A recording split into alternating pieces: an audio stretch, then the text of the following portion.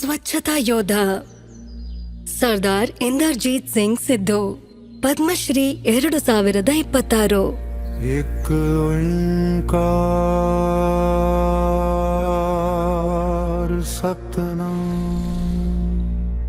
ಸುಮಾರು 500 ವರ್ಷಗಳ ಹಿಂದೆ ಪರಿಸರ ಸ್ವಚ್ಛವಿಡಲು ಗುರು ನಾನಕ್ ಅವರು ಹೇಳಿದ್ರು, ಗಾಳಿ ನಿಮ್ಮ ಗುರುವಿನ ಹಾಗೆ, ನೀರು ತಂದೆಗಿಂತ ಕಡಿಮೆ ಅಲ್ಲ ಮತ್ತು ಭೂಮಿಯು ತಾಯಿ.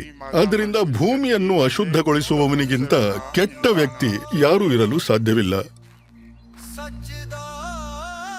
ಕಸ ಹಾಕುವುದು ನಾಚಿಕೆಗೇಡಿನ ಕೆಲಸ, ಸ್ವಚ್ಛಗೊಳಿಸುವುದು ಹೆಮ್ಮೆಯ ಕೆಲಸ. ಜನರು ಸ್ವಚ್ಛಗೊಳಿಸಲು ನಾಚಿಕೆ ಪಟ್ಕೋತಾರೆ, ಮತ್ತೆ ಕಸ ಹಾಕಲು ಹಿಂದೆ ಮುಂದೆ ನೋಡುವುದಿಲ್ಲ. ಇವರು ಪಂಜಾಬ್ ಪೊಲೀಸ್ ಇಲಾಖೆಯ ನಿವೃತ್ತ DIG ಇಂದರ್ಜೀತ್ ಸಿಂಗ್ ಸಿದ್ದು. ಚಂಡೀಗಢದ ಜನರು ಪ್ರತಿದಿನ ತಮ್ಮ ನಗರದ ಬೀದಿಗಳನ್ನು ಸ್ವಚ್ಛಗೊಳಿಸುವುದನ್ನು ನೋಡುತ್ತಾರೆ. 1938 ಜೂನ್ 6ರಂದು ಪಂಜಾಬ್ನ ಸಂಗ್ರೂರ್ನಲ್ಲಿ ಸೇನಾ ಅಧಿಕಾರಿಗಳ ಕುಟುಂಬದಲ್ಲಿ ಜನಿಸಿದ ಇಂದರ್ಜೀತ್ ಸಿಂಗ್ ಸಿದ್ದು ತಮ್ಮ ಪೋಷಕರಿಂದ ಶಿಸ್ತು ಮತ್ತು ದೇಶ ಪ್ರೇಮ ಬಳುವಳಿಯಾಗಿ ಪಡೆದ್ರು. ಇಂದರ್ಜೀತ್ ಸಿಂಗ್ ಸಿದ್ದು ಅವರು ಪ್ರತಿಭಾನ್ವಿತ ವಿದ್ಯಾರ್ಥಿ.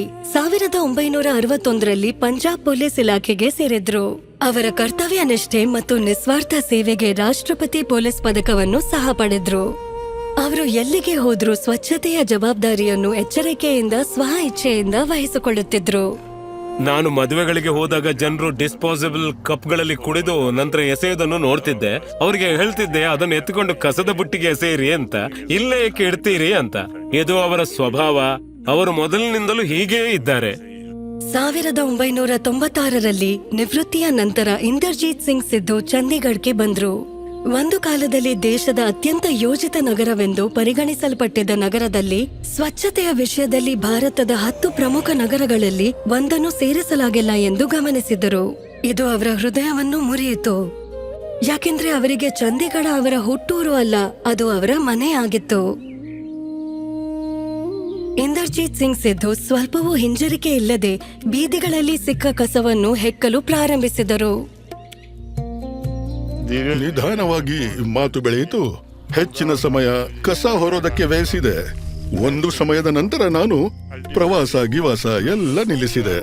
ಬರೀ ಕಸ ಹೊರೋದು ಮಾತ್ರ ಮನಸ್ಸಲ್ಲಿ ಉಳಿದುಕೊಳ್ತು.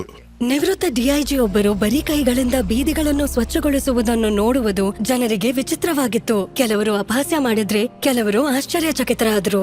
ನನ್ಗೆ ಸಿಗ್ಲು ಬರೋ ಸ್ನೇಹಿತರು ಹೇಳ್ತಿದ್ರು, ನಮ್ಮ ನೆರೆಹೊರೆಯಲ್ಲಿ ಇರ್ತಿದ್ರೆ ನಾವು ಒಟ್ಟಾರೆ ಕಸ ಎಸೆತಿದ್ವು ಅಂತ. ಆದ್ರೆ ಈಗ ನಮಗನಿಸುತ್ತೆ, ನಿಮ್ ತಂದೆ ಅದನ್ನು ನೋಡಿದ್ರೆ ಸ್ವತಃ ಅದನ್ನು ಎತ್ತಿಕೊಳ್ತಾರೆ, ಅದಕ್ಕೆ ಕಸ ಎಸೆಯುವುದಿಲ್ಲ. ಅವರು ಕಸ ಎತ್ತಿಕೊಳ್ಳುವುದನ್ನು ನೋಡಿದಾಗ ಅವರ ಕೈಗಳಿಗೆ ಕೈಗವಸು ಹಾಕಿ ಅಂತ ಅನೇಕ ಜನರು ಸಲಹೆ ನೀಡಿದ್ರು. ಆದ್ರೆ ಕೆಲಸಕ್ಕೆ ಕೈ ಜೋಡಿಸಲು ಯಾರೂ ಬರಲಿಲ್ಲ. ಆದ್ರೆ ಅವರು ತಮ್ಮ ಕರ್ತವ್ಯ ಎಂಬಂತೆ ಯಾವುದೇ ಹಿಂಜರಿಕೆ ಇಲ್ಲದೆ ಸ್ವಚ್ಛ ಮಾಡುತ್ತಿದ್ರು. ನಾನು ಈ ಬೀದಿಗಳನ್ನು, ಈ ಉದ್ಯಾನವನಗಳನ್ನು, ಈ ಸಾರ್ವಜನಿಕ ಸ್ಥಳಗಳನ್ನು ಸ್ವಚ್ಛಗೊಳಿಸಲು ಪ್ರಯತ್ನಿಸುತ್ತೇನೆ.